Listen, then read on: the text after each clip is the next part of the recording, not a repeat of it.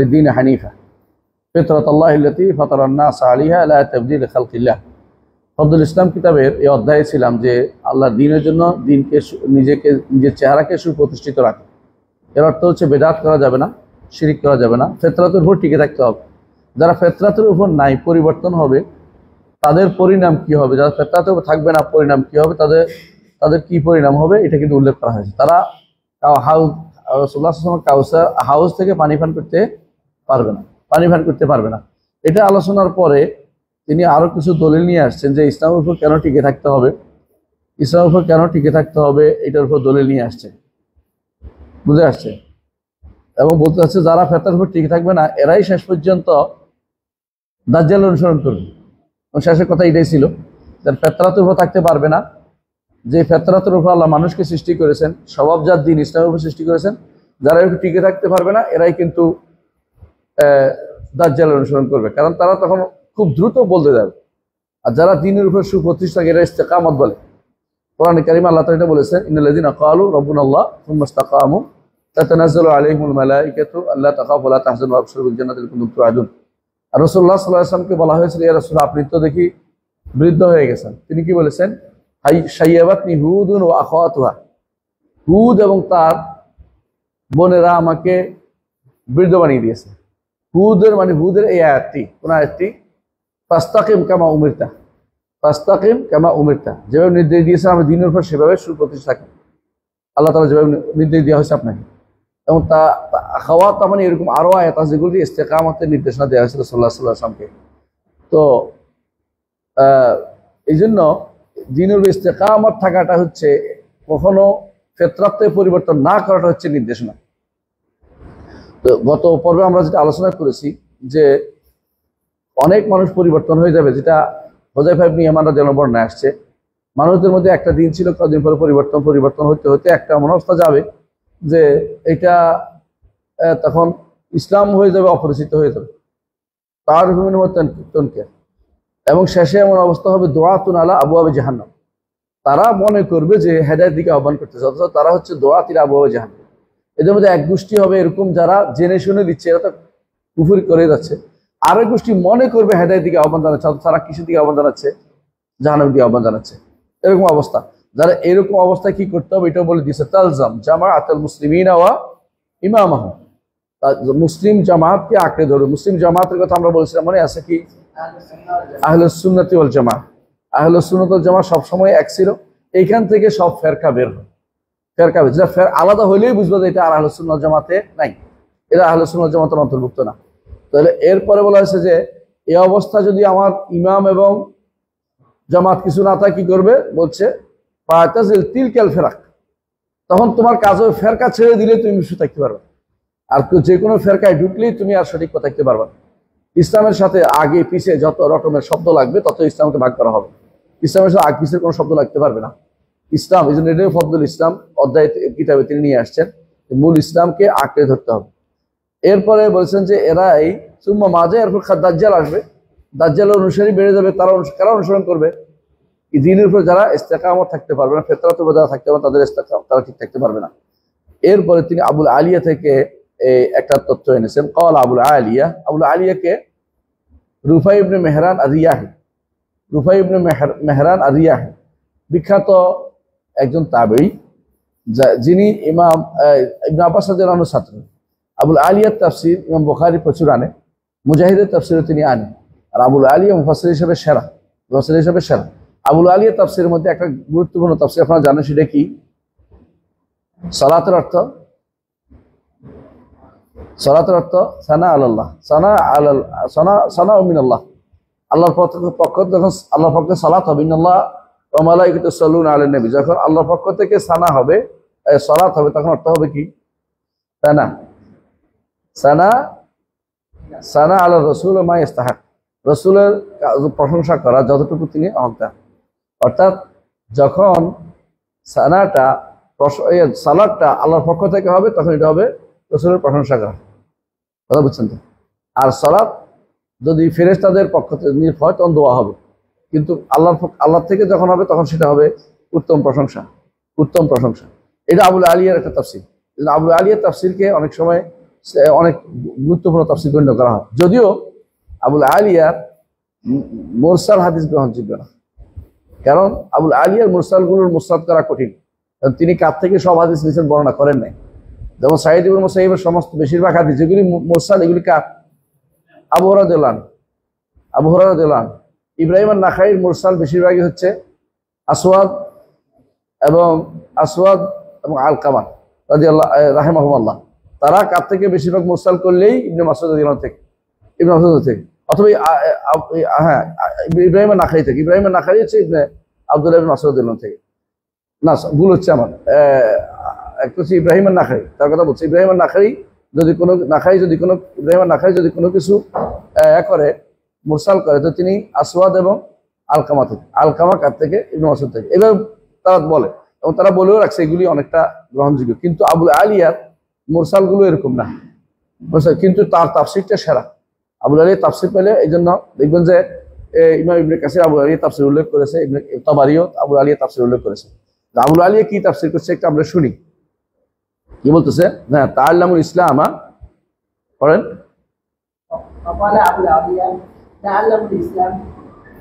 ইসলাম تعلموا الإسلام فإذا تعلمتموه فلا ترغبوا عنه وعليكم بالصراط المستقيم فإنه الإسلام ولا تنحرفوا عن الصراط شمالا ولا يمينا وعليكم بسنة نبيكم وإياكم وهذه الأهواء تأمل انتهى মানে এখানে কথা শেষ হয়েছে। আবুল আলিয়া রাহিমাহুল্লাহ তিনি বলছেন যে তাআল্লামুল ইসলাম, ইসলামকে তোমরা শিখো।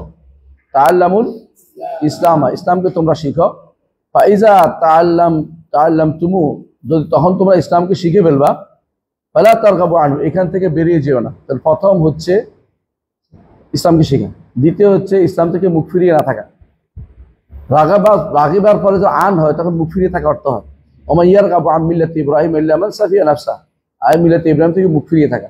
তো এখানে ইসলাম যখন তুমি শিখছো, তখন শিখবা, তখন এর থেকে মুখ ফিরিয়ে নিবে না। মুখ ফিরিয়ে অর্থ কি? ইসলাম থেকে অন্যদিকে মুখ ফিরানোর দরকার হবে না তোমার, কারণ ইসলাম পরিপূর্ণ জীবন ব্যবস্থা, ইসলাম কোনো কিছু কমতি নাই। সুতরাং তোমার দায়িত্ব হবে ইসলামে পরিপূর্ণভাবে টিকে ধরে রাখা, অন্য কোনো নীতি মন্ত্র তন্ত্র কিছু নেওয়া যাবে না। ওয়ালাইকুম, হ্যাঁ ওয়ালাইকুম বিসিরাতুল মুস্তাকিম, তোমাদের উপর কর্তব্য হচ্ছে সিরাতুল মুস্তাকিম আঁকড়ে ধরা। সিরাতুল মুস্তাকিম কোনটা? সিরাতাল্লাযিনা আনআমতা আলাইহিম মিনান নাবিয়্যিন ওয়াস সিদ্দিকিন ওয়াশ শুহাদা ওয়াস সালিহিন, এদের সিরাতটা হচ্ছে সিরাতুল মুস্তাকিম, এদের সিরাতটা হচ্ছে সিরাতুল মুস্তাকিম। ওদের পথ থেকে যত কিছুই আকল দিয়ে হোক, দর্শন দিয়ে হোক, চিন্তা দিয়ে হোক, ফিকির দিয়ে হোক, যত কিছু একটু সরে যাবে, এটা সিরাতুল মুস্তাকিম আর নাই। এবং এটা হলো রাসূলুল্লাহ সাল্লাল্লাহু আলাইহি ওয়াসাল্লাম যেটা দেখিয়েছেন আঁক দিয়ে, যে আসতেছে সামনে হাদিসটা, আব্দুল্লাহ ইবনে মাসউদ বলতে হাদিসটা, রাসূলুল্লাহ সাল্লাল্লাহু আলাইহি ওয়াসাল্লাম যেটা আঁক দিয়ে দেখিয়েছেন যে এটা সোজা পথ, এদিক সেদিক অন্যান্য শয়তানের পথ বা দুষ্টপূর্ণ পথ আছে। সিরাতুল মুস্তাকিম হচ্ছে সোজা পথ। সোজা পথ কাদের বলে দিয়েছে আল্লাহ তাআলা? মিনান নাবিয়্যিন ওয়াস সিদ্দিকিন ওয়াশ শুহাদা ওয়াস সালিহিন। আর এদের মধ্যে নবিয়্যিনের পরে সিদ্দিকিন, শুহাদা, সালিহিন সব হচ্ছে সাহাবায়ে কেরাম, নিঃসন্দেহে। অন্যদের ব্যাপারে সন্দেহ থাকলে ওনাদের ব্যাপারে কোনো সন্দেহের কোনো সামান্য সুযোগ নেই। কিন্তু আপনি যত মানুষে বলে সাহাবায়ে কেরামের কোনো বক্তব্যকে, কোনো কাজকে যাদের কাছে সামান্যতম মনে করবে যে এটা কেমনে করলো, এটা তো হইলো না, তখন মনে করতে হবে যে এটার কি আছে, কোনো না কোনো তার অন্তরের মধ্যে সমস্যা আছে, ব্যাধি আছে। এবং সে সিরাতে মুস্তাকিম থেকে যতটুকু বক্রতা অবলম্বন করেছে অতটুকু বাঁকা, সাহাবায়ে কেরামের পথ থেকে যতটুকু বাঁকা হয়েছে অতটুকু বাঁকা। যেমন শিয়ারা, খারিজিরা সাহাবায়ে কেরামের পথ থেকে দূরে সরে গেছে। এই জন্য সুবহানাল্লাহ, খারিজিরা আলী রাদিয়াল্লাহু আনহু সমূহ তাদের উৎপত্তি, একজন সাহাবী পাওয়া যায় না খারিজি, একজন সাহাবী খারিজি পাওয়া যায় না। চিন্তা করে দেখছো, একজন সাহাবী খারিজি পাওয়া যায়নি। ঠিক শিয়াদের মধ্যে একজন শিয়া, একজন সাহাবী শিয়া পাওয়া যায়, একজন সাহাবী শিয়া পাওয়া যায়। আবু বকর রাদিয়াল্লাহু আনহু, আলী রাদিয়াল্লাহু আনহু তার সন্তানের নাম রাখছে আবু বকর, তার সন্তানের নাম রাখছে ওমর, তার সন্তানের নাম রাখছে ওসমান। চিন্তা করে দেখছো যদি, এবং কোন সন্তান আগে না, এগুলি সব শেষে। আবু বকর রাদিয়াল্লাহু আনহু তার নাতির নাম রাখছে আবু বকর, নাতির নাম রাখছে ওমর, নাতির নাম রাখছে ওসমান। যদি তিনি নাতিদের নাম রাখছে এগুলি নিজে, তাহলে যদি তিনি এদের প্রতি তার সামান্যতম বিদ্বেষ থাকতো, তাহলে তিনি নামগুলিও রাখতেন না, যখন শিয়ারা এখন নামগুলি রাখে না। কথাগুলো বুঝেন? তাহলে এত ভালোবাসার জায়গা ওখানে, কিন্তু যেটা তারা তৈরি দেখাতে চায় যে আবু বকর ওমর ওসমানের বিরুদ্ধে আলীর ক্ষোভ ছিল, এগুলি সবগুলি হচ্ছে মিথ্যা কথা। এমন কোনো কিছুই ছিল, এমন কোনো কিছুই ছিল না। এই জন্য সাহাবায়ে কেরামের মধ্যে কেউ শিয়া ছিল না। হ্যাঁ, সাহাবায়ে কেরাম কেউ আলীর পক্ষ কাজ করেছে, কেউ মুআবিয়ার পক্ষে কাজ করেছে, কেউ কিচ্ছু করে নাই। এদের মধ্যে কারা উত্তম বেশি? যারা কারোর পক্ষে কিছু করে নাই, এরা বেশি উত্তম। রাসূলুল্লাহ সাল্লাল্লাহু আলাইহি ওয়াসাল্লাম এই জন্য আবু বকরা মুহাম্মদ ইবনে মাসলামাকে বলেছিলেন, যখন মুসলিমদের মধ্যে হানাহানি মারাবে, তুমি একটা কি করবা, কাঠের তরবারি বানাইবা। তিনি তখন একটা কাঠের তরবারি বানাইছে। কি জন্য? কেউ আসলে অন্তত বাধা দিব, কিন্তু কাউকে মারবো না। কাঠের তরবারি কেউ মারা যায় না, না মেয়েরা বাধা দেওয়ার জন্য দেখাইছে মারবো, যেন পালাই যায়। কিন্তু তিনি কোনোদিনই এটাতে অংশগ্রহণ করেন না। এই জন্য এই সমস্ত যুদ্ধে যারা মোটেই অংশগ্রহণ করে তারা বেশি ভালো। কিন্তু দুই দলের মধ্যে উত্তম হচ্ছে আলী রাদিয়াল্লাহু আনহু, মুআবিয়া এবং আলী উত্তম, কিন্তু উভয় দলেই ভালো, কোনো দলকেই খারাপ বলা যাবে না, কোনো দলকেই খারাপ, কারণ তাদের উদ্দেশ্য কারোই খারাপ ছিল না। উদ্দেশ্য কারো খারাপ ছিল না, আমরা একেবারে শিওর বলতে পারি কারণ উদ্দেশ্য কারো খারাপ ছিল না। মুআবিয়া রাদিয়াল্লাহু যে সিদ্ধান্ত নিয়েছেন সেটাও ভালো ছিল। মুআবিয়া রাদিয়াল্লাহু আনহু, এটা অনেকের কাছে অসহ্য হয়ে যাবে, মুআবিয়া রাদিয়াল্লাহু আনহু তার সন্তানকে খলিফা বানিয়ে গেছেন, এটা ভালো নিয়তই করছেন তিনি। কি কি ভালো নিয়ত হইতে পারে একদম বলেন তো? হ্যাঁ, উম্মার ঐক্য। আহসানতা, প্রথম কথা হচ্ছে উম্মার ঐক্য। কারণ তিনি দেখেছেন যে মদিনাবাসী যদি কোনো ইয়াকে দেয়, এই হুসাইনকে দেয়, সিরিয়াবাসী মানবে না, সিরিয়াবাসী মানবে না। আব্দুল্লাহ ইবনে জুবাইরকে দেয়, হুসাইনও মানবে না, আরো যারা আছে কেউ মানবে না, আর সিরিয়াবাসী তো মানবেই না। অনুরূপভাবে যদি আরেক আব্দুল্লাহ ইবনে ওমরকে দেয়, কেউ মানবে না। তো উনি দেখছেন উম্মার ঐক্য যেখানে রক্ষা হয়, সেটা ছাড়া কোনো ক্রমেই আর কোনো পদ্ধতিতে ঐক্য রক্ষার কোনো সুযোগ নেই। কারণ কোনোভাবেই সিরিয়াবাসীদেরকে, এই সিরিয়া ছাড়া কেউ এই যুদ্ধের মধ্যে সরাসরি এগিয়ে যাওয়ার তখনকার সময় কেউ এত সাহসী ছিল না। দমন করার মতো, পুরো রাষ্ট্রকে এক রাখার মতো কোনো পরিবেশ ছিল না। বাধ্য তিনি সিদ্ধান্ত নিয়েছেন, এটা উম্মতের স্বার্থ রক্ষার্থে চেয়ে নিয়েছেন। যার অন্তরে সামান্যতম দ্বিধা থাকবে যে মুআবিয়া রাদিয়াল্লাহু আনহু কেন এই সিদ্ধান্ত নিলেন, কেন তিনি তার ছেলেকে দিলেন, মনে করতে হবে তিনি মুআবিয়া রাদিয়াল্লাহু আনহুর বিরুদ্ধে বিদ্বেষ পোষণ করেন এবং তিনি সাহাবায়ে কেরামের প্রতি বিদ্বেষ পোষণ করছেন, সাহাবায়ে কেরামের সিদ্ধান্তের প্রতি তিনি বৃদ্ধাঙ্গুলি দেখাচ্ছেন। কারণ এই তিনজন ছাড়া সবাই মেনে নিছে। তিনজনকে, হোসাইন ইবনে আলী রাদিয়াল্লাহু আনহু, আরেকজনকে আব্দুল্লাহ ইবনে জুবাইর, আরেকজনকে আব্দুর রহমান ইবনে আবু বকর। এই তিনজন ছাড়া আর সবাই কিন্তু, এই তিনজন ছাড়া সবাই কিন্তু এক ডাকে মেনে নিয়েছেন যে ওনাদের ওর খেলাফত আমরা মেনে নিলাম। এই তিনজনের ব্যাপারে ওসিয়ত করে গেছে যে যতক্ষণ পর্যন্ত ওরা কোনো ব্যতিক্রম কিছু না করবে, তুমি তাদের বিরুদ্ধে অস্ত্র ধারণ করিও না। ওসিয়ত করে সে তাই করছিল, তাদের বিরুদ্ধে কোনো অস্ত্র ধারণ করেনি। কিন্তু তারা কি করেছে, যখন তারা যা করেছে, এটা আমি সাহাবায়ে কেরামের আলোচনা করতে চাচ্ছি না, তারা তো খলিফা হইতে চেয়েছে, তাদের হক আছে খলিফা হওয়ার, তাদের অধিকারী, এই জন্য তারা এটা করেছেন। কিন্তু এই কারণে যে গন্ডগোল হয়েছে, যে মারামারি হানাহানি হলো, এটা ফলাফল এত বেশি সুদূর প্রসারী হলো যে আজ পর্যন্ত মুসলিম উম্মাহ দুই ভাগে বিভক্ত হয়ে গেল। কিন্তু এর আগ পর্যন্ত, হোসাইন রাদিয়াল্লাহু আনহুর আগ পর্যন্ত শিয়া এক ভাগ আর সুন্নি এক ভাগ এরকম ছিল। হোসাইন আলী রাদিয়াল্লাহু আনহুর অনুসারীরাও সুন্নি, আর মুআবিয়া রাদিয়াল্লাহু আনহুর অনুসারীরাও সুন্নি। কথা বুঝছেন কিনা? তো এখানে বোঝা গেল শিয়া সুন্নির ভাগটা হোসাইন রাদিয়াল্লাহু আনহুর শাহাদতের পরে হয়েছে, এর আগ পর্যন্ত এই ভাগটা হয়নি। হাসান ইবনে আলী রাদিয়াল্লাহু আনহুর মৃত্যুর আগ পর্যন্ত, মৃত্যুর আগে কি ছিল? উম্মতে মুসলিমা একসাথে ছিল, কোনো শিয়া সুন্নি ভাগ ছিল না। কারণ হাসান ইবনে আলী যখন রাদিয়াল্লাহু আনহু, যখন তিনি খেলাফত ছেড়ে দিলেন, কে নিল?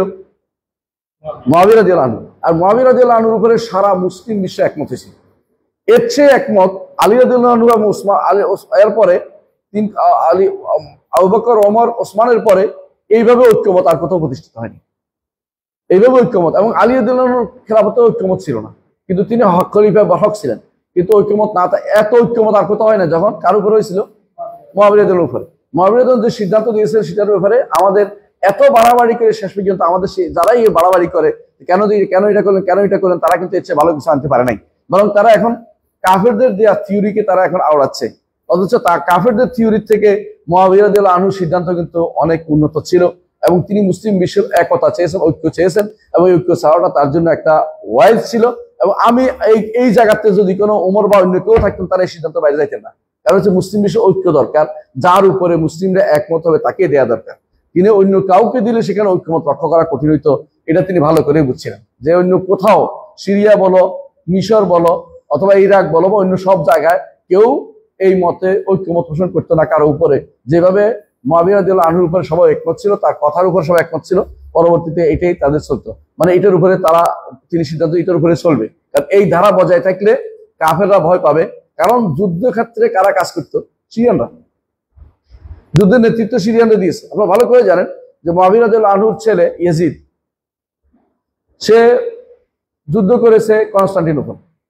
রাসূলুল্লাহ সাল্লাল্লাহু আলাইহি ওয়াসাল্লাম বলেছেন যে আমার উম্মতের মধ্যে প্রথম যারা কনস্টান্টিনোপল যুদ্ধ করতে যাবে, মদিনাতে কায়সার যুদ্ধ করতে, মদিনাতে কায়সার যুদ্ধ করতে যাবে, আল্লাহ তাদেরকে ক্ষমা করে দিবেন। সুতরাং একজন মানুষ ক্ষমার, সে যদি কোনো নেতৃত্ব দিয়ে থাকে, তাকে যদি কোনো আপনারা বলেন যে ক্ষমা পাবে না, এটা আপনারা বলতে পারেন, আমাদের আপত্তি নেই। কিন্তু আমরা তো লানত দিতে পারি না। লানত দিয়ে দেবো কেন? ইমানদারের লানত, লানুল মুসলিমের মুমিনের কাতলি। একজন মানুষকে লানত করা হচ্ছে তাকে হত্যা করার মতো। ইমানদারকে কেউ লানত করা যায় না। ইমানদারকে আল্লাহর রহমত থেকে দূরে সরিয়ে দেওয়া যায় না। রাসূলুল্লাহ সাল্লাল্লাহু আলাইহি ওয়াসাল্লাম একদিন যাচ্ছিলেন, একজনে তার ওটকে লানত করছে। রাসূল বলছে এই ওট আমার সাথে যাবে না। তো লানত তারা ওট আমার সাথে যাইতে পারে না। তো ওট ছেড়ে দিছে, ওর জন্য তাদের সাথে না যায়। চিন্তা করে দেখে, মানে লানত তারা ওট সাথে যাবে না, তারা এত ভয় করতেন লানতকে। আর সেখানে আপনারা সারাদিন বসে বসে একজন মানুষকে লানত করছেন, অথচ হ্যাঁ তার দোষ আপনি দিতে পারেন যে একটাই দোষ, সেটাকে কেন সে পরিবর্তন করলো না। কি সিরিয়ার শাসক কেন পরিবর্তন, সিরিয়া ন কুফার শাসক ওবায়দুল্লাহ বিন জিয়াদকে কেন পরিবর্তন করলো না? এইটা ছাড়া আপনি কোন জায়গায় দোষ দিতে পারেন আমাকে বলেন তো?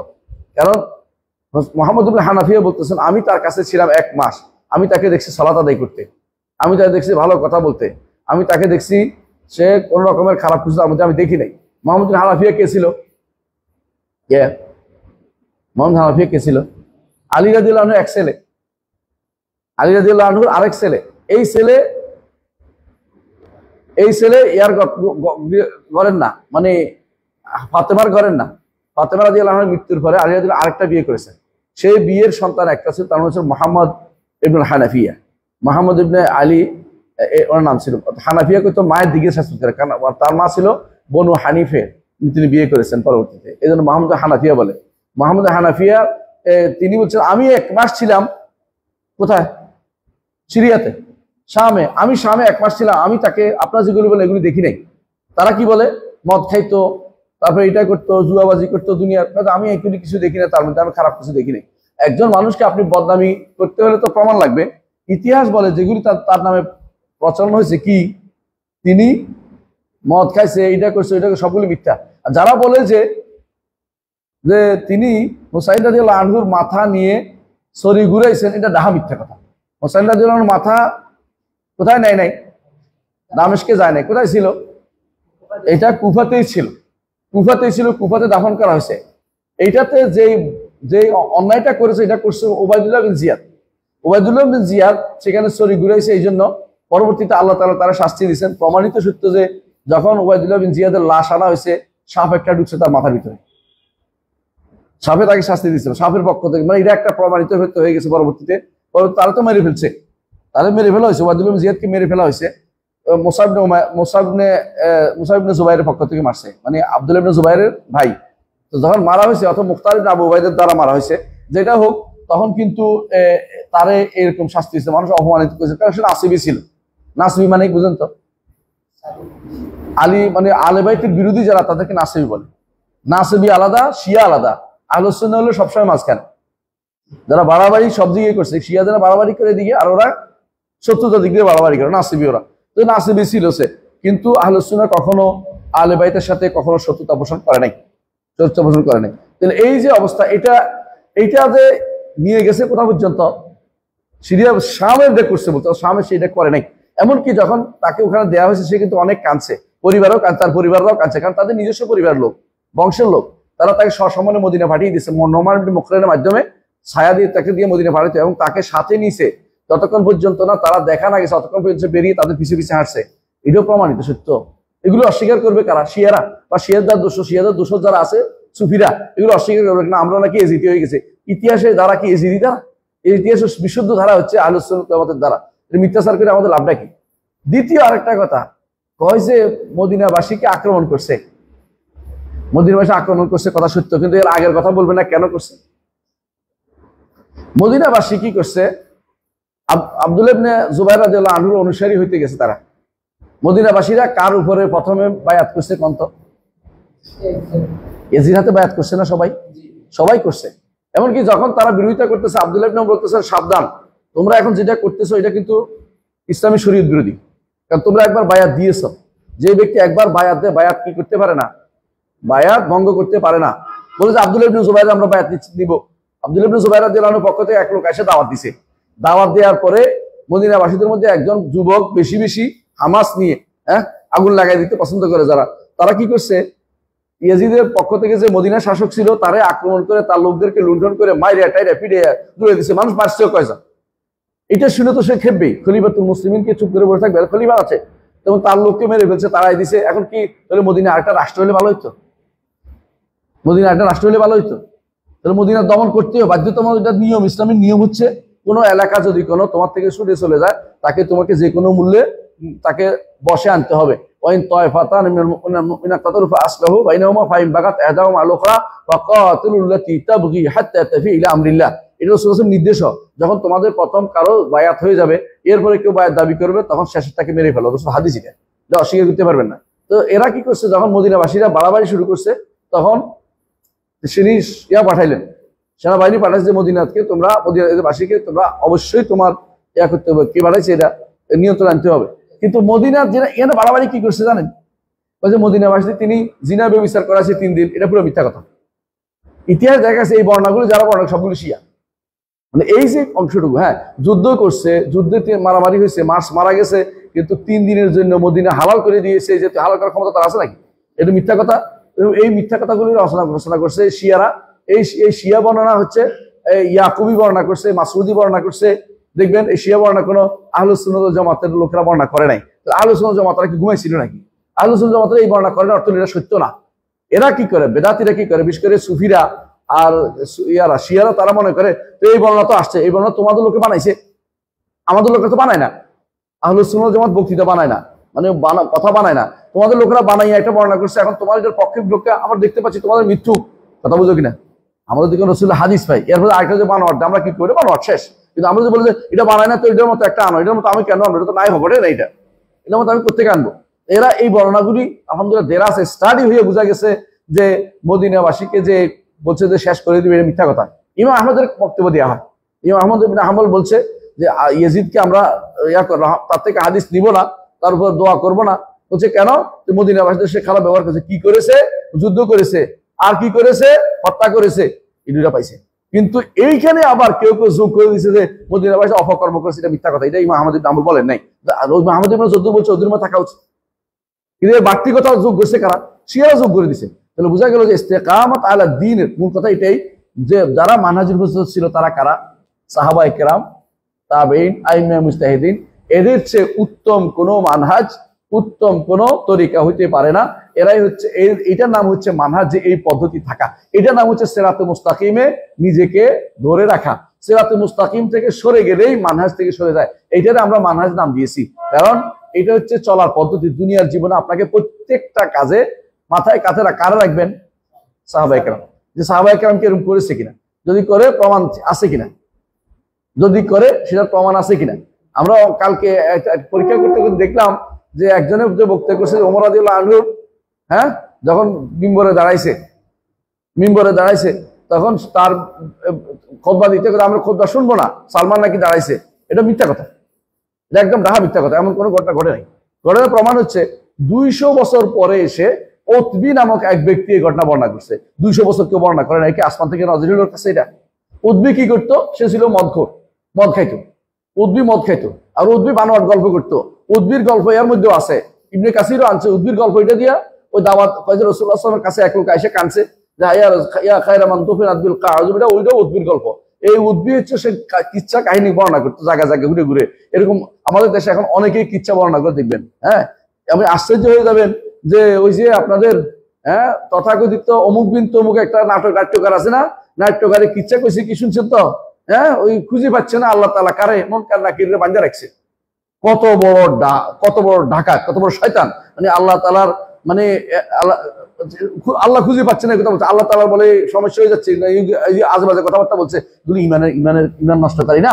আপনি চিন্তা করেন। এই জন্য যারা এরকম কিচ্ছা কাহিনী বলে ওদের কিন্তু খবর থাকে না কি বলতেছে। তারা বলতে এমন কিচ্ছা গুলো রসাইয়া বলতেছে, কিন্তু এদের ইমান নষ্ট করতেছে, এর খবর নেই। আপনি দেখবেন অনেকেই যখন কিচ্ছা কাহিনী বলতে থাকে আর দুনিয়ার খবর নেই, বলতে আছে। এর অর্থ হচ্ছে তারা কিন্তু সঠিক পথের লোক না।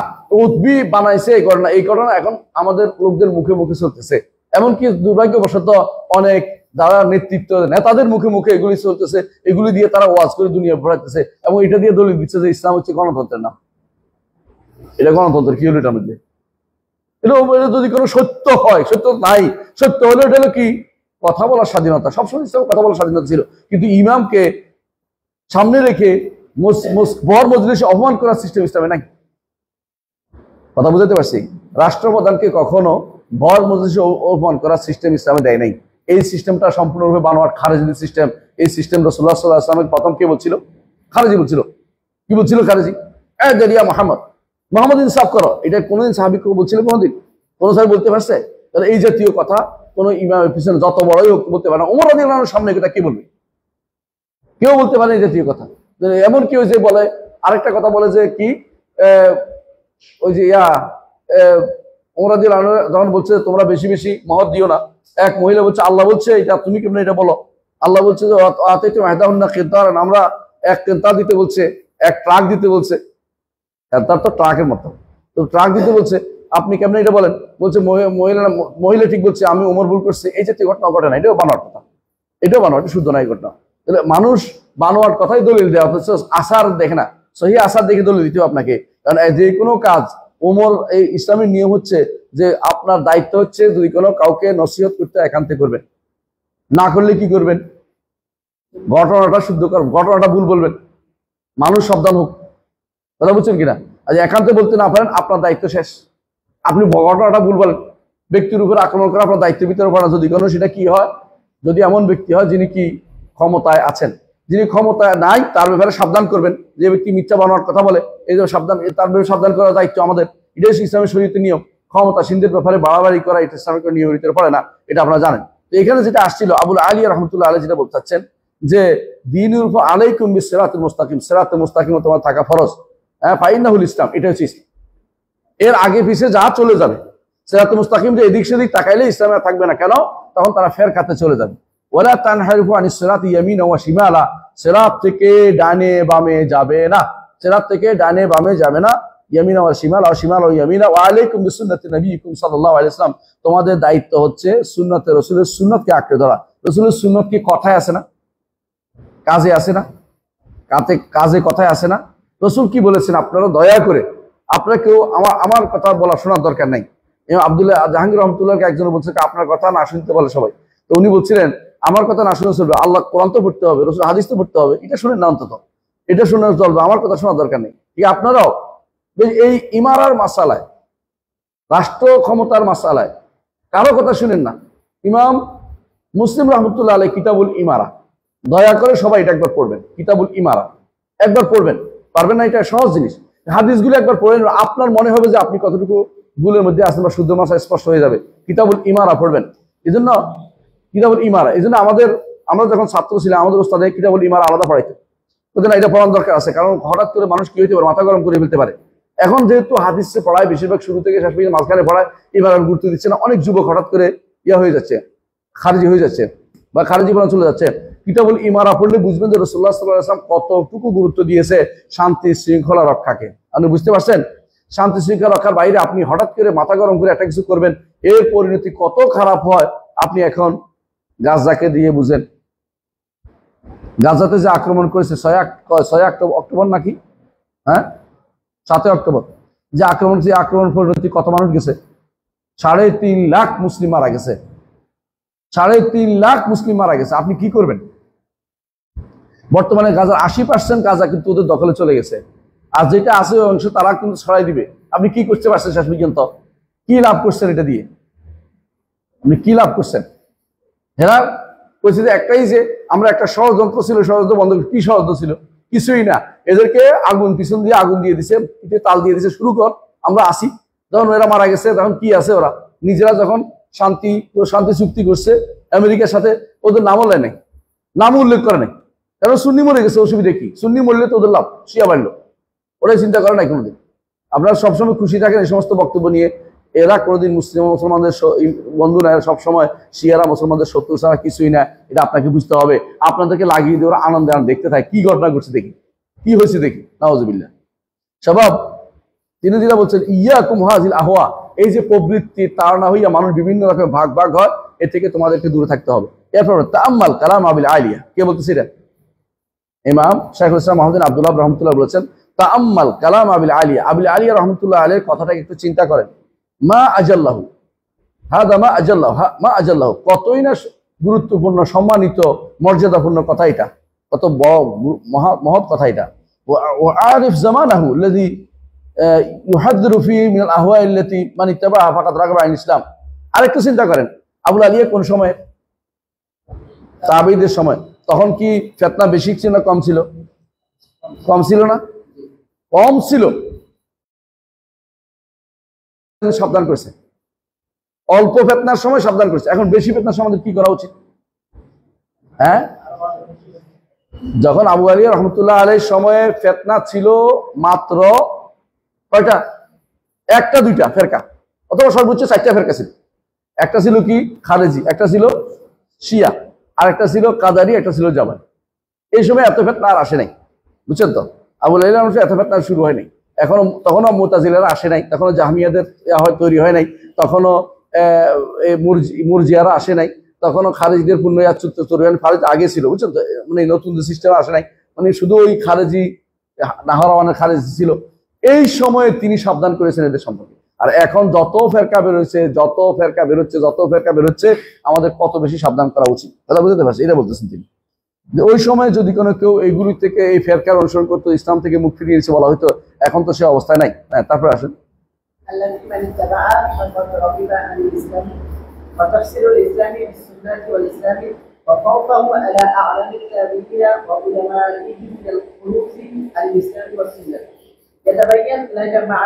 তাবাইয়ানা লাকা, হ্যাঁ আসি, তাবাইয়ানা লাকা, হ্যাঁ। يقال له ربه أسلم، وقوله تعالى ووصى بها إبراهيم وقوله تعالى ومن يرغب عن ملة إبراهيم إلا من سفي نفسه وأشباه هذه الأصول الكبار التي هي أصل الأصول والناس عنها في غفلة.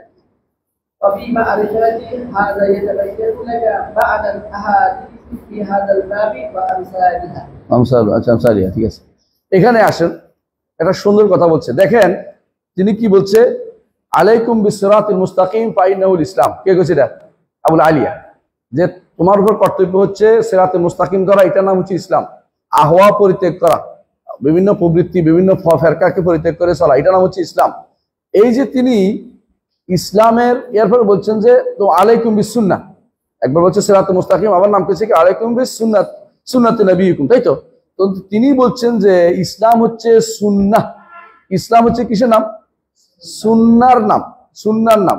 ওয়া খাউফু আলা আলামিত তাবেঈন, তাবেঈদের মধ্যে যারা বড় বড় ওলামা, ওদের কাছে ভয় করেছেন তিনি। ভয় করে বলছেন যে সুন্নাহ থেকে, কিতাব সুন্নাহ থেকে, কোরআন সুন্নাহ থেকে, ইসলাম ও সুন্নাহ থেকে বের হওয়া যাবে না, ইসলাম ও সুন্নাহ থেকে বের হওয়া যাবে না, বুঝছেন তো? তাহলে ইসলাম কোনটার নাম? সিরাতুল মুস্তাকিমের নাম। ইসলাম হচ্ছে সিরাতুল মুস্তাকিমের নাম।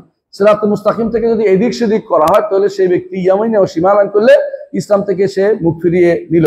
এটা কে বলছে? এটা আবুল আলিয়া বলছে। যদি এইটা আপনি ভালো করে বুঝে থাকেন যে আবুল আলিয়া কোন বিষয়ে সাবধান করছে, কোন বিষয়ে ধরতে বলেছে, কোন বিষয়ে সাবধান করেছে? আহওয়া থেকে, প্রবৃত্তির অনুসরণ থেকে সাবধান করেছে, যেন ইসলাম থেকে মুখ ফিরিয়ে না থাকে। ধরতে বলেছে ইসলামকে এবং সিরাতুল মুস্তাকিমকে। এটা যদি বুঝে থাকেন, তাহলে আপনি এবারে আয়াতগুলো স্পষ্ট বুঝতে পারবেন। আল্লাহর আয়াতগুলো, আল্লাহ তাআলা কি বলছে? ইসকালাহু রব্বু আসলিম ক্বালা আসলামতু লিরাব্বিল আলামিন। ইব্রাহিম আলাইহিস সালাতু ওয়াস সালাম যে তিনি ইসলাম গ্রহণ করেছেন, পরে ইসলাম রব্বুল আলামিন যিনি আত্মসমর্পণ করেছেন, এটা আপনি বুঝতে পারবেন যে ইসলাম কাকে বলে, অর্থাৎ পরিপূর্ণ সিরাতে মুস্তাকিমে থাকার নাম হচ্ছে ইসলাম। আবার বলছে ওয়াসাবে ইব্রাহিম বানি ও ইয়াকুব, ইব্রাহিম এবং তার সন্তানরা এবং ইয়াকুব কি ইব্রাহিম তার সন্তানদেরকে এবং ইয়াকুব তার সন্তানদেরকে কি ওসিয়ত করছে? ইয়া বুনাইয়া ইন্নাল্লাহ আস্তাফা লাকুমুদ্দীন ফালা তামুতুন্না ইল্লা ওয়া আনতুম মুসলিমুন, মুসলিম না হয়ে মারা যেও না। অর্থাৎ তোমাকে ইসলামের উপরে সুপ্রতিষ্ঠিত থাকতে হবে। ইয়ামিনা ওয়া শিমালান যাওয়ার কোনো সুযোগ নাই, রাগবান করার সুযোগ নাই। এই জন্য রাগ সাথে সাথে আসছে ওমা ইয়ারগাবু আন মিল্লাতি ইব্রাহিমা ইল্লা মান সাফিয়া নাফসাহু ওয়া লাকাদ ইসতাফাইনাহু ফিদ দুনিয়া ওয়া ইন্নাহু ফিল আখিরাতি মিনাস সালিহিন। অর্থাৎ ইব্রাহিমের মিল্লাত থেকে দূরে সরা যাবে না। কিসের উপর থাকতে হবে? সিরাতে মুস্তাকিমের উপর থাকতে হবে, সিরাতে মুস্তাকিমের উপর থাকতে হবে। আয়াত যদি বুঝতে হয় এইভাবে আপনি সাহাবায়ে কেরাম থেকে বুঝে নিলে, তাদের তাফসীর নিলে আপনি আর কোনোদিন পথভ্রষ্ট হতে পারবেন না। এর বাইরে যদি কোনো আপনি যদি নিজের পক্ষ থেকে ব্যাখ্যা শুরু করেন তাহলে বিপদের এক শেষ, বিপদের এক শেষ। আজকে আমাকে একজন ফোন করছে, বলতেছে সিয়াসা যেটা, সিয়াসাটাকে আপনি সিয়ানা করে দেন। তাহলে আপনি সিয়াসা বুঝেন কিনা? তো হ্যাঁ বুঝি। কি সিয়াসা অর্থ হচ্ছে ব্যক্তি, সিয়াসা কাকে বলে? সিয়াসা হচ্ছে সিয়াসা হচ্ছে রাজনীতি আর কি, এখন অনুবাদ করে এটা। সিয়াসা অর্থ হলো শাসন নীতি, রাজনীতি না। কথা বুঝছেন কিনা? এখন সিয়াসা অর্থ শাসন নীতি, মানে পরিচালনা নীতি হচ্ছে সিয়াসা। এই জন্য হাদিসটিতে বলা হয়েছে বনি ইসরাইল তাসুসুল আম্বিয়া, বনি ইসরাইলদেরকে তাদের নবীরা শাসন করতেন। নবীরা কি সব শাসক ছিলেন? অর্থ কি? পরিচালনা করতেন। আপনি বুঝছেন তো কথাটা? অর্থাৎ পরিচালনা, দেশ পরিচালনা, লোক পরিচালনা, পরিবার পরিচালনা, সমাজ পরিচালনা, এদের নাম হচ্ছে সিয়াসা। যে যে পদে আছে তার অধীনস্থদেরকে পরিচালনা নাম হচ্ছে সিয়াসা। সিয়াসা এটা না, যে কোনো সময় এটা মনে রাখবেন। সিয়াসা বা যেটা বলা হয় রাষ্ট্র শরীয়তে, যেটা সিয়াসা শরিয়া বলা হয়, শরঈ রাজনীতি যেটা নাম, এটা হচ্ছে আমার অধীনস্থ লোকদেরকে আমি পরিচালনা কিভাবে করবো। ধরুন আপনাদেরকে আমি পরিচালনা করি, অথবা আপনাদের মুদির আছে দেখাশোনা করে। এই যে পরিচালনার নিয়মটা, এই পরিচালনা নীতিটা, এটা হচ্ছে নীতি কথা। তার নীতি খারাপ, আমার দুইটা টুকরা দিছে, ওরা এক টুকরা দিছে, ঝগড়া করলে তৈরি করবেন যে তার পরিচালনা সুন্দর না, জলেম। হ্যাঁ, কিন্তু সবাই সমান টুকরা বাঁচতে, আপনি বলতে পারেন না যে তার নীতি খারাপ। কথা বুঝছেন কিনা? তার তো একটা নীতি আছে। রাষ্ট্র পরিচালনার একটা নীতি আছে, এটা কে চালাবে? রাষ্ট্র। বুঝছেন তো? পরিবার পরিচালনা নীতি কে করবে? পরিবারের প্রধান, পরিবার প্রধান, তাই তো? হ্যাঁ। তো এই নিয়ম হচ্ছে যে যে পোস্টে থাকে তার অধীনস্থদের পরিচালনা হচ্ছে সিয়াসা। যদি শরিয়া মোতাবেক চালায় সিয়াসা শরঈয়া, যদি শরিয়া মোতাবেক না চালায় সিয়াসা জালেমা, সিয়াসা জালেমা। বুঝলেন তো? অর্থাৎ শরীয় যদি কোনো জুলুম করছে, সিয়াসা জায়েরা, জালেমা জায়েরা, দুটোই ইবনে তাইমিয়া ব্যবহার করছেন। ইবনে তাইমিয়ার বই পড়লে সিয়াসাটা স্পষ্ট হবে। এর আগ পর্যন্ত আপনি যতই ভাষা নলেজ দিয়ে কি করছে আমরা জানেন, ভাষা নলেজ দিয়ে রাষ্ট্রবিজ্ঞানের যে রাজনীতি, এই রাজনীতি দিয়ে ইসলাম বুঝছি, ইসলামের রাজনীতি বুঝতেছি। বুঝলেন কথাটা? রাষ্ট্রবিজ্ঞানের রাজনীতি, ইসলামী রাজনীতি এক জিনিস না, কোনোদিনই ছিল না।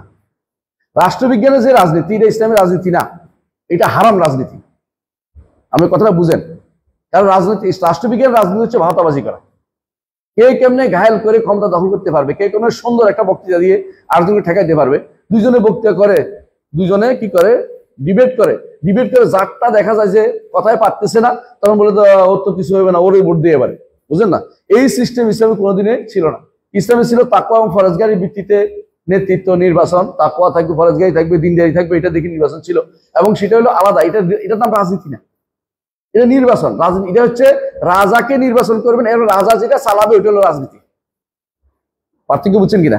মানে আমাকে পরিবারের প্রধান যদি হই, আমি পরিবার যেভাবে চালাবো এটা হলো আমার রাজনীতি। আমি এই পরিবার এইভাবে চালাবো, এটা আমার রাজনীতি। বড় নীতি এটা অর্থ। রাজার নীতি যেমন হয়, বড় নীতি অর্থ হয় যে যেখানে বড় সে সেটাকে অধীনস্থদের কিভাবে চালাবে। আমাদের ভাইস চ্যান্সেলর মহোদয় যে রাজনীতি করে, এটাও রাজনীতি। এটা রাজনীতি কি মানে ওনার এই বিশ্ববিদ্যালয় কিভাবে চলবে। তিনি যদি কোনো বলেন যে না আমি যশোর বিশ্ববিদ্যালয় হ্যাঁ কিভাবে দখলে যেতে এই রাজনীতি করবো, তো এটা ইসলামী রাজনীতি না। এটা হলো বর্তমান জগতের একটা পদ্ধতি, যে পদ্ধতি তারা কিভাবে ক্ষমতা যেতে হবে চিন্তা করে থাকে। এটার সাথে ইসলামী রাজনীতির কোনো সম্পর্ক নাই, কোনোভাবেই নেই।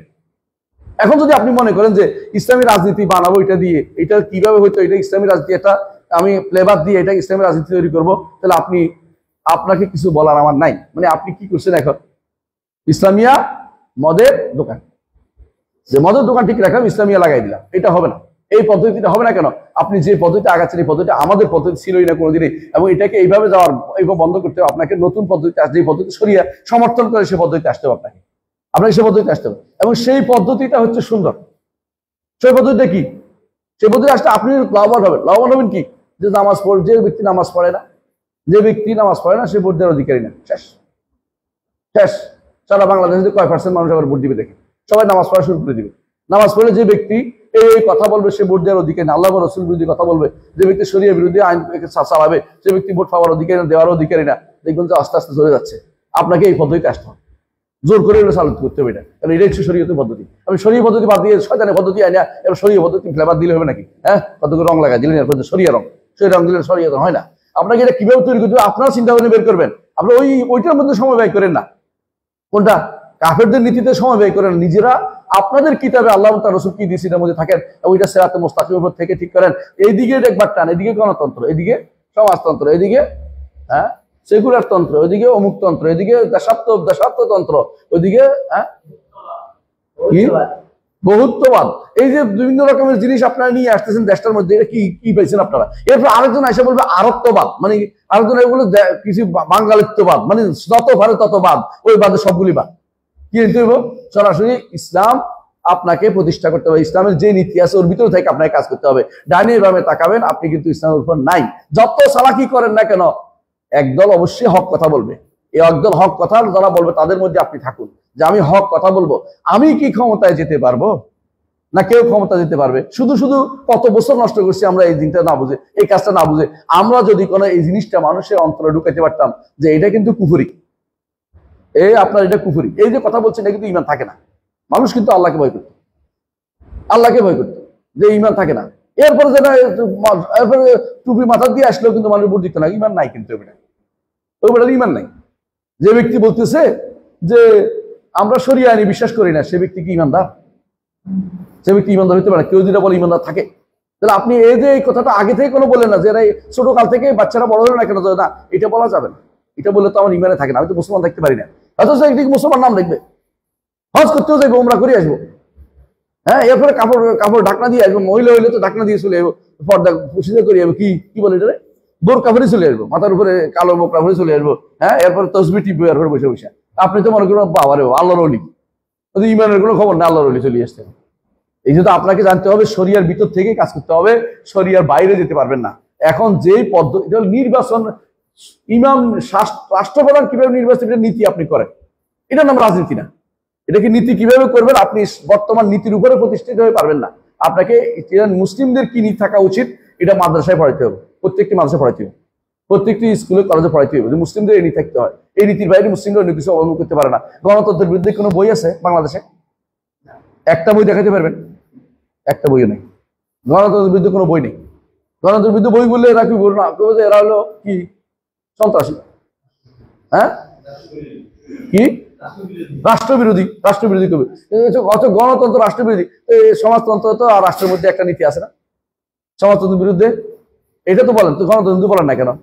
আমি একজনকে যখন বললাম যে 4টা নীতির কোনোটাই গ্রহণ করা যাবে না, এটা বিশাল সমাবেশে 4 জনকে বলছি, ওরা বসে আছে, কয়জন আমার সাথে খাইতে আসছে, বড় বড় নেতারা 4 জন, আল্লাহ আমাদের সুস্থ করে দিক। তো আসলে আমার সামনে তো শোনেন, সব বলছেন গণতন্ত্রের প্রতি এখন বলার দরকার নেই, পরে বলি। মানে এটা দেখেছে, বুঝছে যে এটাও তো বাদ দিতে হয়, কিন্তু এটা বাদ দিলে তো ওনাদের থাকে না, পার্টি থাকে না। এটা পরে বলেন, আগে ওইগুলি বলেন, মানে ওনারা ওইগুলি বলে লাভ কি, ওনারা ভোটটা পাবে, বুঝলেন? ভোটটা আমার পকেটে যাক, তোমরা আজ যাই করো ভাই, ভোটটা যেন ভোটটা আমার চাই, এটা হলো মূল কথা। আউযুবিল্লাহ, এই নীতিতে চলা যাবে না। তাবেঈন যেটা বলেছেন, আবুল আলিয়া যেটা বলছেন, যে তিনি কিভাবে ব্যাখ্যা করছেন একটু ভালো করে দেখেন। ইসলাম হচ্ছে সিরাতুল মুস্তাকিমের নাম, ইসলাম হচ্ছে সুন্নাতুর রাসূলের নাম। সিরাতুল মুস্তাকিমের নাম ইসলাম, ইসলামকে আঁকড়ে ধরতে হবে, সুন্নাতুল মুস্তাকিমকে আঁকড়ে ধরতে, সিরাতুল মুস্তাকিমে আঁকড়ে ধরতে হবে। সিরাতুল মুস্তাকিম হচ্ছে ইসলাম, ঠিক রাসূলের সুন্নাহ হচ্ছে ইসলাম। তখন আপনাকে সিরাতুল মুস্তাকিম ইসলাম, সুন্নাহ হচ্ছে ইসলাম, সাহাবায়ে কেরামের তরিকা হচ্ছে ইসলাম। আপনি যদি এর বাইরে চলেন তাহলে আপনি ইসলামে কি হলেন? ডানে বামে চলে গেলেন। ডানে বামে চলে গেলে এটা অবশ্যই কি নয়, এটা অবশ্যই আপনি হক পথের উপর থাকলেন না। এবং এইটাই ব্যাখ্যায় তিনি করেছেন। এই যে আয়াতগুলি আসছে, ইব্রাহিম আলাইহিস সালাম হানিফ ছিলেন, ডানে বামে তাকান নাই, হ্যাঁ, তিনি ওসিয়ত করে গেছেন যেন ইসলামের উপর থাকে, এবং নিজে ইসলামের উপর প্রতিষ্ঠিত ছিলেন। আসলামতু লিল্লাহি রাব্বিল আলামিন, আসলামতু লিরাব্বিল আলামিন। এবং তারা তার সন্তানদেরকে ওসিয়ত করেছে ইসলামের জন্য। এবং আল্লাহ তাআলা বলছেন যে ওমাইয়ার গাবু আন মিল্লাতি ইব্রাহিমা ইল্লা মান সাফিয়া নাফসাহু মিল্লাতি ইব্রাহিমের মিল্লাত থেকে কেউ এদিক সেদিক যেন না তাকায়। এত একটা থাকতে, এত বড় একটা আমাদের সামনে মডেল থাকতে, আদর্শ থাকতে, আমরা এখন আইকন আর আইডলে ভরে গেছি দুনিয়া। ঠিক আমাদের করা দরকার কি ওনাকেই মডেল মানতে। আল্লাহ তাআলা বলছে লাকাদ কানা লাকুম ফি উসওয়াতুন হাসানাতুন ফি ইব্রাহিমা ওয়াল্লাযিনা মা ইয ক্বালু ইন্না বুরাআউ মিনকুম ওয়া মা তা'বুদুনা মিন দুনিল্লাহ বাদা বাইনানা ওয়া বাইনাকুম আদাওয়াতু ওয়াল বাগদা ইলা ইয়াউমিল কিয়ামা। কিয়ামত পর্যন্ত তোদের শত্রুতা আছে। এই নয় যে ইব্রাহিমের সময় শত্রুতা ছিল এখন আমরা সবার সাথে মিলেমিশে একটা কিছু করি, এটা না, বরং কিয়ামত পর্যন্ত এই শত্রু থাকতে হবে। ওদের কোনো নীতি কোনোভাবেই গ্রহণ করা যাবে না। আরে বেটা, আব্রাহাম লিঙ্কনের আগে কি আমাদের দেশে আমাদের ইসলাম ছিল না? আবার আমরা ওই নীতিতে ইসলামে চলে আসি না কেন? এখন আমাদের নীতি এমন হয়েছে যে গণতন্ত্র ছাড়া আমরা চিন্তাই করতে পারি না। গণতান্ত্রিক লিবারাল ইসলামিক দল কি কোথায় এটা? লিবারাল কোন জিনিস এটা? লিবারালিজম তো হারাম। লিবারালিজম তো কুফরি মতবাদ। ইসলামের যে লিবারালিজম বুঝেন তো, লিবারাল তো হলো আমি এটা ছাড় দিব, তুমি একটা ছাড় দিবা, তুমি একটু ছাড় দাও, আমি একটু ছাড় দিই। এই লিবারাল করতে গিয়ে শিয়াদেরকে কোলে উঠেছে, বুঝছেন? মিশরে একবার আজহারে শিয়াদের সুন্নি ঐক্যের একটা আলোচনা চলতেছিল, তো খুব খুশি সবাই, ঠিক আছে আল্লাহ তাআলা ঐক্য করে দে, দোয়া করে দিই। এখন তখন নামাজ পড়তে গেছে, সুন্নিরা বলে কেমনে ওর পিছনে নামাজ পড়তাম, শিয়ারা বলে আমরা ওনার পিছনে নামাজ পড়বো না। সুন্নিরা বলতে আমরা ওনার পিছনে কেন নামাজ পড়বো, উজু করে নাই, ওনার পাদও নাই, এখানে কেমনে ছাড় দিতাম। এখন যিনি বেশি আবেগী ছিলেন বলছে অসুবিধা কি, উনি মতভেদ ধরে নেন, বুঝলি? মানে পা ধোয় না, এটাও মতভেদ ধরে নিব, কারণ তারা পা ধোয় না, ওরা অজুতে কোনো পা ধোয় না, ওরা পা ধোয়া অজুতে কোনো পা ধোয়ার নিয়ম নাই। শিয়ারা অজুতে পা ধোয় না, মাসে করে পায়ের উপরে হাত বুলাই দেয়, ভিজে হাত। আর রাসূলুল্লাহ সাল্লাল্লাহু আলাইহি ওয়াসাল্লাম যেখানে বলছেন ওয়াইলুল আকাবি মিনান নার, যে গোড়ালিতে পানি লাগে না জাহান্নামে যাবে, সেখানে তারা পুরো পায়ের উপর দিয়ে ভিজে হাত টেনে দেখো, এটা মতভেদ ধরে নেন। মানে কেমনে নামাজটা পড়তাম, দেখো জীবনের মধ্যে হাত পা ধুয়ে নাই, সে তার পিছনে আমরা নামাজ কেমনে পড়তাম, কেমনে হইব? ও আমার পিছনে নামাজ পড়ে, আমি ওর পিছনে নামাজ পড়ার জন্য ব্যস্ত। ও আমাকে রাসূলুল্লাহ, আবু বকর, ওমর, ওসমান এদের কথা শুনলেই তো হয়, আমাদের হাদিসগুলি নিতে হয়, আমাদের হাদিস নেবে না আর আমি ওর হাদিস নিতে পারি, কি রে বেটা? আমার নিজেকে ছাড় দেবো, আমি লিবারালিজম করতে, আমি ইসলাম ছেড়ে দিছি। ইসলামী লিবারালিজম কোনো স্থান নেই। ইসলাম সিরাতুল মুস্তাকিমের নাম, যেটার উপরে কাজ করেছিলেন নবিয়্যিন, সিদ্দিকিন, শুহাদা, সালেহিন ছিলেন। তিনি এই ব্যাপারে আবুল আলিয়া সাবধান করে গেছেন। ওই সময় এত ফেরকা হয় নাই, এত মতবাদ আসে নাই, কোনো মতবাদে আসে নাই। এই মতবাদগুলি কারা তৈরি করে গেছে? উপনিবেশ শাসকরা তৈরি করে গেছে, উপনিবেশ শাসকরা তৈরি করে গেছে, যারা বিভিন্ন জায়গা দখল করছে, ইস্তেমার তৈরি করে গেছে। এগুলি জায়গা দখল করে করে এরা কি করছে, এই নীতি লোক তৈরি করে গেছে। এখন থাকে বাংলাদেশে, কথা কয়, ওদের চিন্তা চেতনা সব ঢুকে গেছে। আমাদের দেশে এই সমস্ত পলিটিক্যাল সায়েন্স পড়ে যারা, পলিটিক্যাল সায়েন্সের ভাষা কার? হ্যাঁ, কাফেরদের, ইংরেজ আমেরিকান তা আছে, সবাই ইউরোপিয়ানদের ভাষা, ওদের কথাগুলি কার? ওদের চিন্তা চেতনা ওদের প্রতিষ্ঠা করতে চায় ওদেরটা। তো আমরা এমন এক জাতি হয়েছি যে জাতির মধ্যে এখন পর্যন্ত আমরা চিন্তা চেতনাতে ওদের থেকে মুক্ত হইতে পারি নাই। আমরা এখনো ওদের দাসত্ব করে যাচ্ছি। এই জন্য আমাদের কাপড় সোফাও ওদের মতোই, আমাদের দাড়ি কামানো ওদের মতো হয়ে গেছে, ওরা দাড়ি কামাইছে। হ্যাঁ, ওখানে যারা ওদের দাসত্ব করার জন্য সবচেয়ে বড় দাস হচ্ছে এটা, যে ব্যক্তি তাদের নাইট উপাধি পায়। নাইট উপাধি পাওয়ার জন্য অনেকে কি করে, ওদের রানীর লাঠির নিচে বসে থাকে, হাঁটু জড়ু করে বসে থাকে। দেখছো তুমি? আসলে আমাদের দেখছো না তোরা কি করছে? এটা খবিস কখন কোথাকার মরে গেছে, যেখানে ইচ্ছে যেখানে যায়। সে বাংলাদেশে এমন অপকর্ম করেছে, বলছে আমি 7% থেকে 3% নিয়ে আসছি জনসংখ্যা বিস্ফোরণকে। এটা কেউ করতে পারে নাই। যতই অ্যাড দিছে, এটা করে মানুষকে শুনবো না। কিন্তু সে কি করছে, ওই যে বিভিন্ন নাম দিয়ে, স্যানিটারি নাম দিয়ে, বিভিন্ন নাম দিয়ে, খেদমত নাম দিয়ে বিভিন্ন জায়গায় ব্রাক করছে, এটা করছে। ওরা কি করছে, ঔষধের নাম দিয়ে, ওই যে বিভিন্ন খাওয়ার নাম দিয়ে আস্তে আস্তে বন্ধাকরণ দিয়ে চলে গেছে। সন্ততি বন্ধ হয়ে গেছে। এটা তো সে সব শয়তানি করছে, পুরোটা সে করেছে। এটা আর কেউ কাম করেনি। ভবিষ্যৎ প্রজন্ম কমে যায় মুসলিমদের, এটা ইউরোপিয়ানদের একটা চক্রান্ত। ইউরোপে সন্তান হইলে পুরস্কার দেয়। আমার বন্ধু, তার 7 সন্তান ছিল, বলছে আমার তো চাকরি করা লাগে না, কারণ সন্তানদের যে ভাতা পাই, এটা তো আমার যে টাকা, এই টাকা বাংলাদেশে আমি রাজারাল থাকতে পারি। তো কি করছে, টাকা টুকা নিয়ে দেশে চলে এসেছে। বিশাল টাকা পাইছি এ কত বছরে। মানে এই লোক যে আমি দেশে যাওয়ার আগে সিদ্ধান্ত নিয়েছে, একবার 5 বছর ফাড়াই দিয়ে চলে এসেছে। যেখানে থাকে মানুষ, এত শয়তানি করে সবসময় মানুষের বিরুদ্ধে। আমাদের সন্তানদেরকে বোরকা পড়তে দেয় না, নিয়ম মানুষ চলে না। হ্যাঁ, বলতেছে একবার কয় যে আমার বাসায় একদিন এসে পুলিশ উপস্থিত, কেন তোমার মেয়ের তো কোনো বান্ধবী নেই, বন্ধু নাই। হাই হাই, কেন তোমার মেয়ের সমস্যা আছে, ডাক্তার দেখাই দেবো, বন্ধু নাই কেন, বুঝেছ তো? হ্যাঁ, বন্ধু হইতো, বান্ধবী না। কারণ সে নাম দিছে, বন্ধুর নাম দেয়, সব বান্ধবীর নাম দিছে। এখন পুলিশ চলে আসে কি জন্য, কাজে তোমার মেয়ে তো বন্ধু নাই। বন্ধু না থাকার তো একটা মেয়ের জন্য সমস্যা জন্য, নিশ্চয়ই কোনো সমস্যা আছে, তাকে তো ডাক্তার দেখাতে হবে। কথা বুঝছো? কত শয়তান দেখো, ইউরিমানের কত শয়তান। এখন তাড়াতাড়ি করবো না, লিখতে ভুল লিখছে, আছে ঠিক করে দিচ্ছি। এখন কি করেছে, নিজের মাহারাম যতগুলো আছে নাম কত ঢুকাই দিচ্ছে বন্ধু। তারপরে কথা এবারের মতো বাঁচা গেল, সামনে যার কারা লিখবো চিন্তা করে দেখি, আগামী বছর তো আবার নতুন বন্ধু দিতে হইব। এই বন্ধু তো আর নাই, কত বছর শেষ হয়ে গেছে সবগুলো।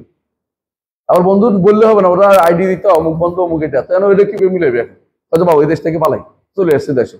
মানে বলতে চাচ্ছি এটাই যে এমন এক, ওরা কি করে নিজেরা সবচেয়ে নিকৃষ্ট কাজগুলো করবে, আর আমাদের দেশে সন্তান যেন না হয় এই বুদ্ধি করে এদেরকে ফিট করেছে। মনে রাখবেন, এরা হচ্ছে শয়তানের দোষর। এখনো আমরা কখনো ইউরোপিয়ানদের চিন্তা চেতনায় বেরোতে পারিনি, কারণ আল মাগলুব দায়মান ইয়াত্তাবিউল গালিব। কে বলছে এটা? ইবনে খালদুন। ইবনে খালদুন বলছেন পরাজিত শক্তি সবসময় বিজিত শক্তির অনুসরণ করে চলে। এই জন্য যখন এদেশে শাসন ছিল, সুলতানি আমল ছিল, হিন্দুরাও এদেশে কি পড়তো, পড়তো, পায়জামা পাঞ্জাবি পড়তো, দাড়ি রাখতো, টুপি মাথা দিত, লম্বা টুপি মাথা দিত, এই যে এরকম টুপি একটা ছিল, এটা মাথা দিত। তো যখন আমাদের চলে গেছে, আমরা হিন্দুদের মতো ধুতি পরা আরম্ভ করে দিচ্ছি, ওরা আমাদের নেতা হয়ে গেছে, এটাই দুনিয়া এরকম হয়ে গেছে, আউযুবিল্লাহ। এই জন্য বলতেছেন আসবাহ হাজিল উসুল কিবার লাতি আসল উসুল, এই হচ্ছে মূলনীতিগুলির বড় মূলনীতি। এটা এগুলি হচ্ছে মূলনীতিগুলো, ইসলাম হচ্ছে সমস্ত মূলনীতির বড় মূলনীতি। মানুষ এর থেকে বিমুখ হয়ে আছে, মানুষ এবারে কি সম্পূর্ণরূপে গাফলাত, মানে উদাসীন হয়ে আছে, উদাসীন হয়ে আছে। এইটা যদি ভালো করে বুঝেন, এই অধ্যায়ের হাদিস এবং কোরআন আয়াত আপনি বুঝতে পারবেন। আম্মাল ইনসানু লাযী ইয়াকরাউহা ওয়া আশবাহিহা ওয়া হুয়া আমিনুন মুতমাইন্নুন আন্নাহা লা তানালু ইয়াযুন্নু আন্নাহা ফি কওমিন কানু ফাবাদু ফাআমিনু মাকরাল্লাহ ফালা ইয়া'মুনু মাকরা ইল্লা কওমুল খাসিরুন। বলে কেউ যদি এটা পড়ে আর মনে করে যে আবুল আলিয়া যা বলছে এটা ওই লোকদের জন্য, আমাদের জন্য বলে না, আমরা তো একদম ভালো পিওর মানুষ। অনেকে কি করে, যখন আমরা কোনো কোরআন আয়াত বলি, হাদিস বলি, অথবা কোনো ব্যাখ্যা বলি ইমামদের থেকে, তখন এটা ওই যুগের ছিল, এই যুগে তো এগুলি চলে না, অথবা এই যুগে আমরা সমস্যা নেই। যারা এই কাজ করবে উনি বলতেছেন আফা আমিনু মাকরাল্লাহ ফালা ইয়া'মুনু মাকরাল্লাহ ইল্লাল কওমুল খাসিরুন। এত ক্ষতিগ্রস্ততা অন্তর্ভুক্ত হবে, কারণ যারা এরকম আল্লাহর এই মাকার যেটাকে বলে, আল্লাহ তাদের খারাপ চাচ্ছেন, যেটা আল্লাহ খারাপ চান, যে বান্দা আল্লাহ কারো খারাপ চান, যারা নিজেরা সৎ পথে চলতে চায় না, তাদেরকে আল্লাহ খারাপ চান। খারাপ যদি চাইছে, আল্লাহর মাক্কার যে চাচ্ছেন তারা, এরা আল্লাহ তাআলা যে তাদেরকে ফেলবেন না, বিপদে ফেলবেন না, এটা যারা বসে আছে কিচ্ছু হবে না, এদের তো বিপদে পড়বে। তারা খাসের যারা ক্ষতিগ্রস্ত, তারাই শুধুমাত্র এই বিপদে পড়বে। সূরা আরাফ 99। হ্যাঁ, ওয়ান ইবনে মাসউদ রাদিয়াল্লাহু আনহু قال خط لنا رسول الله صلى الله عليه وسلم خطا ثم قال هذا سبيل الله ثم خط خطوطا عن يمينه وعن شماله ثم قال هذه السبل على كل سبيل منها شيطان يدعو اليه طاعه وانها لا صراطي مستقيما فاتبعوه. এটা হলো খত। দাঁড়ান, এটা হলো খত। রাসূলুল্লাহ সাল্লাল্লাহু আলাইহি ওয়াসাল্লাম একটা লম্বা খত আছে, সুম্মা ক্বালা হাযা সাবিলুল্লাহ, এই পথে ডাকলে, এই পথে চললে সোজা জান্নাতে চলে যেতে পারবে। তারপর বলছে সুম্মা খাত্তা খুতুতান ইয়ামিনি ওয়া শিমালি, ডানে বামে খত আছে কেন? এরপর বলতেছেন যে সুম্মা ক্বালা হাযিহি সুবুল কুল্লু হাযিহি সুবুল, এই হচ্ছে বিভিন্ন রকমের রাস্তা, কুল্লু সাবিলিন মিসলাহা শায়তান ইয়াদউ ইলাই, প্রত্যেক রাস্তার মধ্যে একটা শয়তান আছে ডাকতেছে, এদিকে আসো এদিকে আসো। কিন্তু আগে একটা হাদিস পড়েছিলাম এরকম। তারপর বলছেন যে সুম্মা কাতালা, রাসূল এরপর তেলাওয়াত করলেন যে ওয়ান হাযা সিরাতি মুস্তাকিমান ফাত্তাবিউ ওয়া লা তাত্তাবিউ সুবুলা ফাতাফাররাকা বিকুম আন সাবিলিহি যালিকুম ওয়াসাকুম বিহি লাআল্লাকুম তাত্তাকুন। সূরা আনামের 153। সূরা আনামের 150 থেকে 153 কিসের আয়াত এটা বলেন তো? আল ওয়াসাইল 10, 10টি ওসিয়তের আয়াত। বলা হয়ে থাকে তাওরাতে যে সমস্ত বিদ্যা আছে তার মধ্যে মৌলিক 10টি ওসিয়ত হচ্ছে এটা। এই জন্য এই মুহাম্মদ সাল্লাল্লাহু আলাইহি ওয়াসাল্লামকে 10টি ওসিয়ত একসাথে দেওয়া হয়েছিল আনামের 150 থেকে 153 এই আয়াতগুলোতে, এবং এগুলি সবগুলি 10টা ওসিয়ত আছে। দেখবেন এই 10টা সর্বশেষ ওসিয়ত ছিল।